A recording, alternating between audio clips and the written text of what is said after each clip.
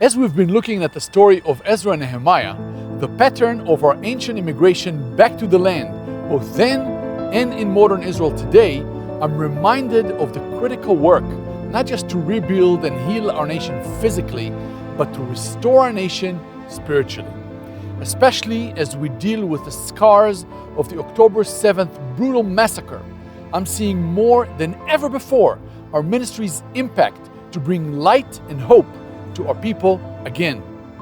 Just as Ezra invested in training up the priests and Levites to minister to the people, so our Bible college is equipping followers of Yeshua, both Jewish and Arab, to bring an awakening and spiritual leadership to our hurting people. The Word of God is going out in power through our online outreach, films, and ministry response team. Our Hebrew gospel films have over 1 million views a month in Israel alone. Our online Bible and Hebrew Bible app is the most popular of its kind in the world, with over 20,000 views a month on our site, listening, reading, and downloading the New Testament. In this crisis time, our team has stepped up in amazing ways. Our humanitarian aid team has made a huge impact on the lives of the victims of the October 7th massacre.